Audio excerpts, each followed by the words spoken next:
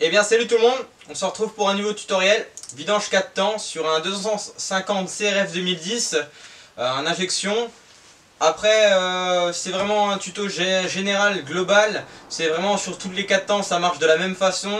Changement d'huile de moteur, changement huile de boîte et changement filtre à huile. Dans cette vidéo j'utilise de la marque A9, de l'huile 10W40 que j'ai besoin pour la boîte et pour l'huile moteur, c'est les deux mêmes. Ça nous vient tout droit de chez 24MX. On va tester un peu cette marque d'huile A9. C'est la première fois que j'en mets dans ma moto. Avant j'utilisais de l'huile Yaco mais je n'arrive plus à m'en fournir. Donc on va un peu tester cette huile là de la marque A9 dans cette vidéo. On se retrouve tout de suite. Bien sûr, j'ai oublié de vous dire qu'il faut se munir d'un bac de récupérateur d'huile et que votre moto soit à droite avant de faire la vidange, autrement ça va vraiment fausser tout. Alors après on se retrouve pour le dévissage du bouchon de vidange. Il se situe en dessous de la moto, je vous ai mis la moto un peu en l'air pour pouvoir vous montrer le dessous, excusez-moi. Moi je vais pas le dévisser à fond, autrement ça commence à couler, vous voyez bien. Je vais faire ma vidange tout de suite et on se retrouve après. Pendant que l'huile du moteur est en train de s'écouler, vous pouvez commencer déjà à dévisser le filtre et à sortir le filtre pour pouvoir commencer son remplacement. On va faire ça ensemble. Moi c'est une clé de 8 pour enlever le couvercle de filtre. Ça se situe du côté gauche. Bien sûr perdez pas les vis, ça serait con.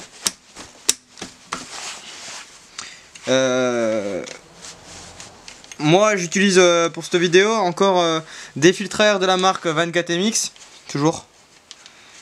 Ce que je trouve dommage avec les filtres à air de la marque 24MX, c'est qu'ils tiennent pas très bien en place au niveau de la portée. Je pense que c'est des filtres standards. Oh. Il y a encore un peu d'huile dans ma boîte. Ce qui est normal, c'est qu'il y a encore de l'huile du filtre. Prenez un chiffon pour mettre en dessous. J'ai oublié de prendre mes précautions. Voici le filtre tout neuf. Nickel. On va pouvoir le remonter. Par contre, avant de le remonter, il faut bien nettoyer l'intérieur. Il faut bien nettoyer l'intérieur avec un chiffon propre et le ressort et l'espèce de petite pompe où on met la filtre. On met le filtre, je sais pas comment ça s'appelle. Le carter de filtre quoi.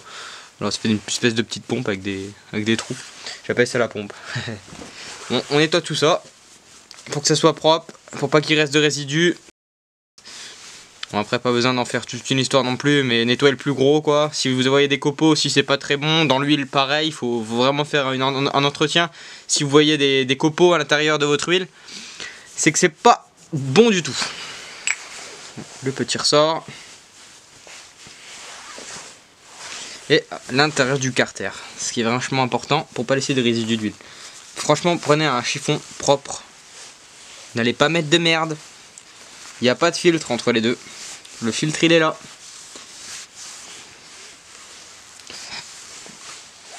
Voilà. Alors après, vous pouvez vous munir de la graisse pour pouvoir mettre dans la portée arrière du filtre à huile. C'est vachement utile. Autrement, votre filtre à huile il va tout le temps tomber quand vous allez le mettre dans la portée.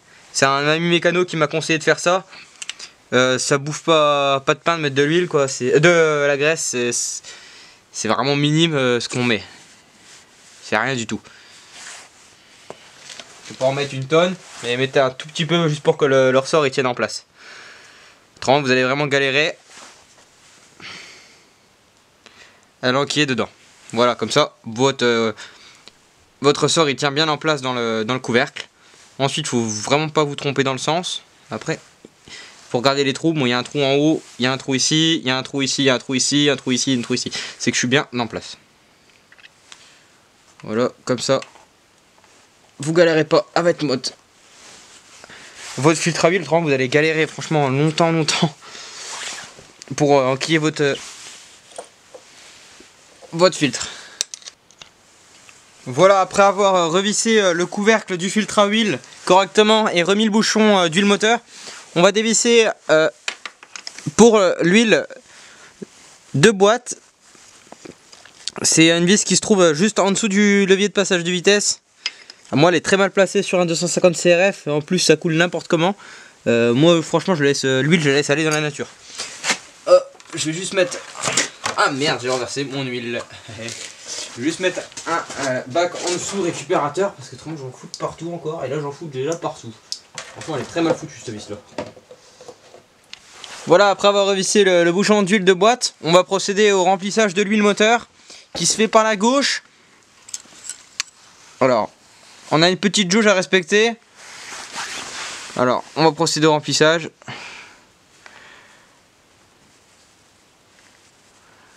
Je sais pas si c'est en train de se remplir. J'arrive pas à voir. Ah si, c'est en train de se remplir, c'est bon. Vous voyez tout doucement. Après, vous pouvez regarder sur le manuel d'entretien de votre moto. Il y a les niveaux exacts qu'il faut mettre dedans, qui sont marqués. Moi, je vais le faire un peu au dosage manuel. J'ai le manuel pourtant. J'ai le manuel, mais j'aime pas trop me fier au manuel. Parce que c'est un 2006 mon manuel et moi c'est une 2010. Donc je préfère le faire avec le bouchon que sans.